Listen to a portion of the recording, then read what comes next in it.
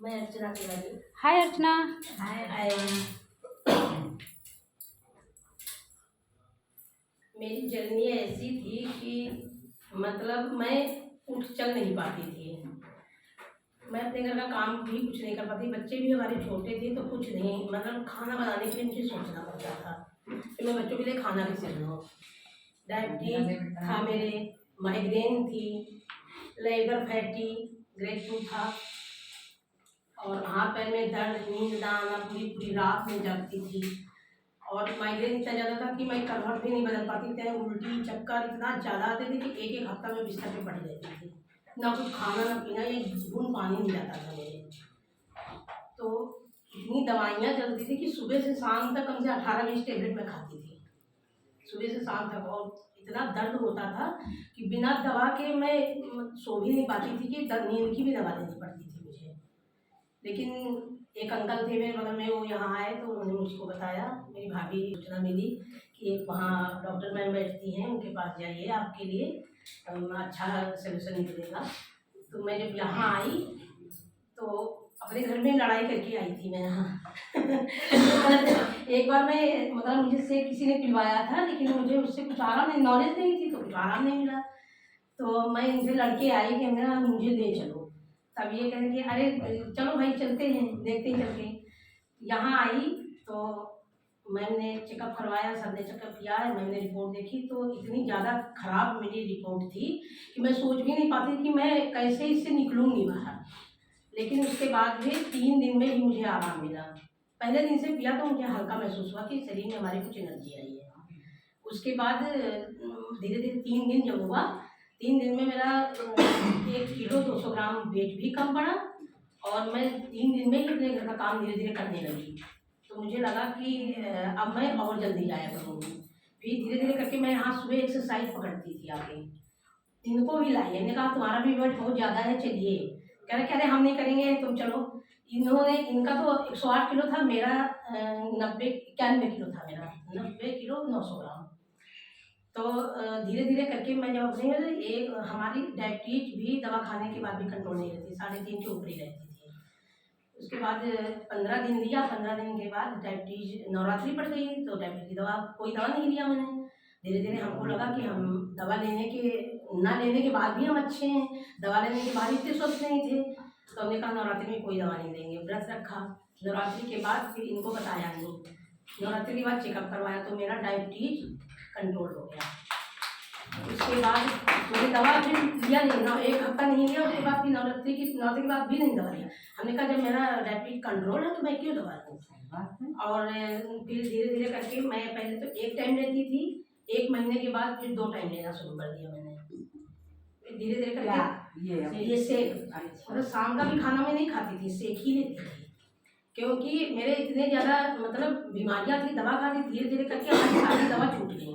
2 महीने में माइग्रेन की दवा छूट गई, 15 दिन में डायबिटीज की दवा छूट गई। लीवर की दवा जो खाते थे वो, नींद इतनी अच्छी आने लगी हमको कि शाम को अपने आप 9:30 बजे के बाद मेरी आंखें बंद हो जाती थी। जल्दी जल्दी ये सोचते थे हम जल्दी जल्दी अपना काम घर का कर लें, हमें सोना है जल्दी। उसके बाद फिर धीरे धीरे करके हम मतलब ये भी पीने लगे, इनका भी वेट कम होने लगा।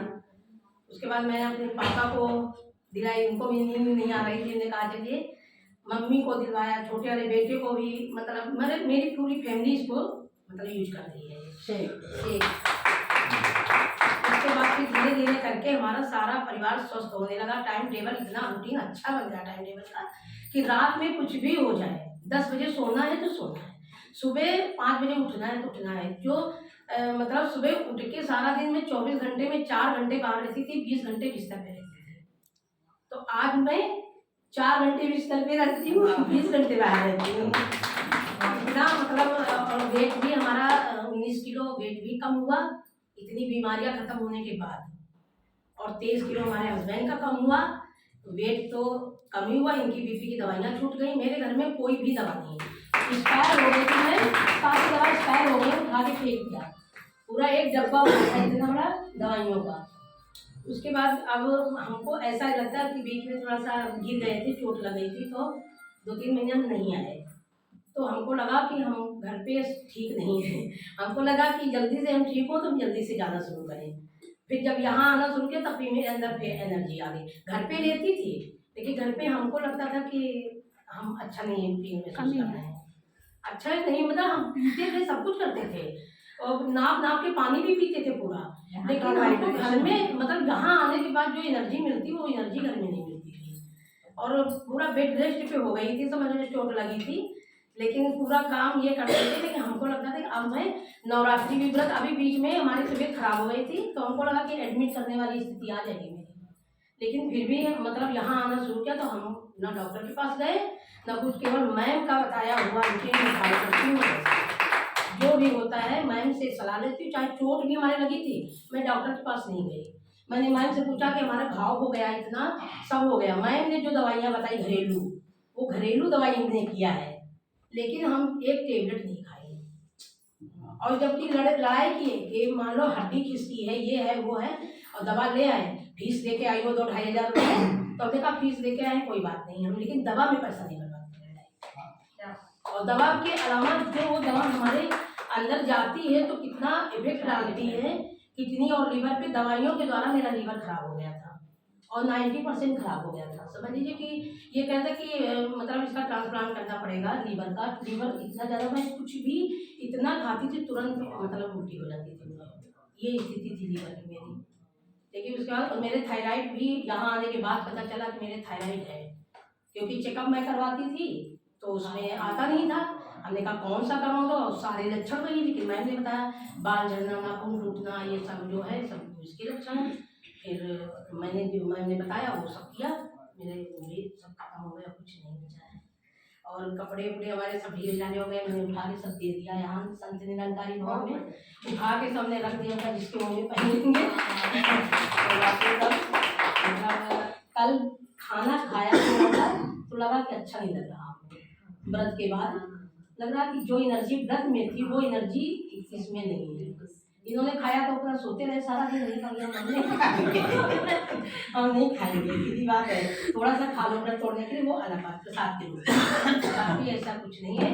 और मैं सुबह 7 बजे तक बारिश हो रही थी, सुबह 7 बजे हमने कहा चलो निकलो जल्दी यहाँ से, घर में लौट के आए, हमने कहा देर हो जाएगी, कल कन्या के चक्कर में देर हो गई थी तो हमने कहा आज देर नहीं होनी चाहिए, हम पहले पहुंचे, हमको छोड़ दो उसके बाद उसको छोड़ देंगे। ये विश्वास, ये प्यार और ना हमको जितना विश्वास यहाँ है, हमको लगता है साक्षात भगवान है यहाँ, बस साक्षात भगवान। मतलब एक बार लोग कहते हैं कि भगवान के दर्शन हो जाए, हम कहते हैं हमको यहाँ आने के बाद किस रूप में नारायण, तो यहाँ आने के बाद हमको जो फील होता है। कल हमारी भाभी आई थी, कह रही थी कि जब वहाँ जाती हो तुम अपने हेल्थ स्कूल में, वहाँ ने आने के बाद जो चमक रहती आज नहीं है। हमने कहा आज हम बीमार लग रहे हैं तो क्या मुझे लगता है बीमार लग रहे हैं। इतना होने के बाद भी मैंने शाम को सेक दिया। इन्होंने कहा कि मतलब अरे आज न लो, हमने कहा नहीं लेंगे शाम को। हमको लगता है व्रत में शाम को भोजन नहीं लेती कभी नहीं, जैसे कहीं आते हैं ले लेते हैं सब कुछ, मतलब वो नहीं है कि चले कि नहीं ले लेना हमको, लेकिन हमारा मन हमको लगता है जिस चीज से मुझे आराम मिले, उनका मतलब था कहीं जाती है तो ले लेते हैं, ऐसा कुछ नहीं है। हाँ खाना खाते, पार्टी में जाते तो खाते तो है नहीं, खाते हैं सब कुछ, घर में भी हमको कोई रोकता नहीं है, लेकिन हमारा मतलब जो मन अंदर से करता है वो ये करता है कि हम सेफ में हमको ज़्यादा आ रहे हैं, बस बात। अब मम्मी को मैंने शिकायत की है कि देखिए मम्मी, इन्होंने गुड़िया